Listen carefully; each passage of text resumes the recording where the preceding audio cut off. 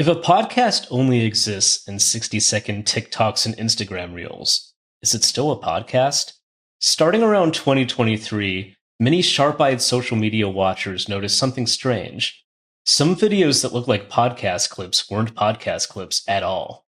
These faux podcasters had microphones, headphones, lighting, animated conversation, but if you went hunting for their Spotify or YouTube channel, there was nothing to be found. Like those mantises that camouflage themselves as flowers to lure prey, these influencers noticed that podcast clips were doing spectacularly well on TikTok, so they adopted the appearance of podcasters to lure unsuspecting viewers into their web of lies. Obviously, this kind of stolen valor is the lowest of low behavior. But the fact these imposters not only pull off the ruse, but thrive in the short-form video world highlights a growing threat for genuine podcasters. Be honest, and it's just the two of us here. When's the last time you told a friend you checked out their podcast when what you actually did was watch their social clips to get the gist of it? How many shows have you stopped listening to regularly, but you still feel caught up on because you always watch their Instagram stories? And if you're a podcaster who's noticed your clips get 10 times more views than the podcast itself, are you really a podcaster? Or are you just a social media creator who also happens to have a podcast? Who's fooling who here? If you want your podcast to grow and succeed in 2025, having an active social media presence is non-negotiable. But putting enough energy into social to promote the podcast while still prioritizing the podcast itself is a real tightrope walk. Social media companies do everything they can to keep their users in their own ecosystem, including pressuring creators to favor their platform above everything else. How do you get the balance right? And how do you persuade potential fans to leave the platform and find your RSS feed, which is still where most podcasters actually make their money? Browse the accounts of a typical mainstream podcast, and you'll usually find a familiar formula. 30 to 90-second clips from the latest episode that might look like still images with text, audiograms with waveforms or motion graphics, or talking heads with subtitles. They'll set up a snippet of conversation, build to an insight or a punchline, and then end with some kind of call to action. Follow us on Apple Podcasts, Spotify, or wherever you get your podcasts.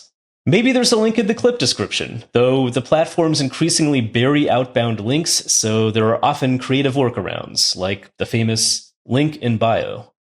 The formula makes sense. See how funny/interesting our podcast is? If you enjoyed these 30 seconds, think about how much you'll enjoy 45 to 60 more minutes. The link's right there. Click it. What are you waiting for? But getting users to break their scrolling trance, go to your bio, open another app, and press play is a much bigger ask than it sounds. Even convincing someone to tap the like button can be a challenge. Getting them to do 3 or 4 actions in a row is a Herculean feat. So how many people who watch your podcast clip on Instagram or TikTok will actually end up listening to an episode on Spotify or Apple Podcasts? Based on a recent report from Hootsuite, Instagram's average click-through rate for links is between 0.5% and 1.5%. TikTok's average is less than 1%. And that's just to click the link. Will they press play on an episode? Will they stick around long enough after pressing play to register as an official listen, which on Spotify, for example, is at least 60 seconds? I found one Reddit post from a podcaster who claimed they got 52 million TikTok views in 1 month and 2,700 podcast listens in the same month. That's a conversion rate of about 0.005%. Is that dragon worth chasing? I keep circling back to the best advice I've heard on this topic, which came from an anonymous journalist who is quoted by social media consultant Rachel Carton in her Link in Bio newsletter. They said, "I think there's a desire to blanket social media feeds with links, but this is wrong. Social media should be viewed as another product of media companies. We need to create closed-loop experiences that satisfy and fulfill the viewer. The platforms do not want you leaving. So if we can choose to use resources to create meaningful experiences on the platform that keep viewers engaged with their own content, That will create brand awareness and loyalty that will ultimately drive subscriptions and traffic. The links do not add up. I'm obsessed with this quote because it's obviously true, but it's just about the last thing any podcaster wants to hear. I should stop trying to get my social fan base to listen to my podcast? Then why am I spending so much time making clip videos? But accept this maddening insight with serenity, and it will give you permission to stop beating your head against the wall. Stop trying to force your social viewers to leave their precious platforms. The links do not add up. Forget the call to action, forget the sweaty sales pitch, and make satisfying TikTok videos that are fun to watch on their own terms without trying to get you to do anything except watch TikTok. Right now, audio podcasters are slowly testing the waters of YouTube and realizing that they have to meet the audience where they are, even if that means embracing being both a podcaster and a YouTuber instead of one or the other. The next step to success in the current media landscape is a full 360-degree perspective. Your podcast isn't just the hour-long show on Spotify and Apple. It's the Spotify feed, your Apple page, your YouTube channel, your Instagram account, your TikTok feed, your Patreon, your Substack newsletter, your Reddit forum, your merch store, and anywhere your fans are engaging with you and with each other. Instead of treating one of these as the main thing you do, and the rest as promotional channels, make sure all of these are fulfilling experiences in their own right. Your show is everything, everywhere, all at once, earning revenue wherever you can, as long as you and your co-hosts are at the center of it.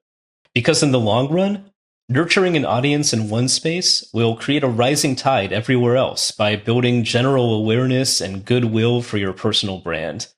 Your Instagram fans will eventually see you in a YouTube thumbnail, and that jolt of good feeling they've learned to associate with you will make them more inclined to click on your face. Keep the podcast link in your bio, of course, and tell your listeners when you've got a snazzy new t-shirt for sale. Every so often, remind your potential superfans that you have a Patreon or another space where you can build a direct relationship with them, unmediated by these unreliable platforms. But don't try to convert them like a missionary with these endless calls to action. At first, it might feel a little unsettling, letting go of the desire to direct every click. Just remember, you actually have a podcast that your followers can really find and really listen to whenever they're ready to find you. And that's something the fakers can never take away from you. Normally, this is where I'd remind you to like, comment, and subscribe to my YouTube channel for more insights on topics like podcasting, video, and AI. But not today. The choice is yours. Whether you hit that like button or not, I'm totally zen. I trust you to be a good person and do the right thing. Oh, I'll just be here. Whatever you want to do. It's fine. It's fine. It's fine.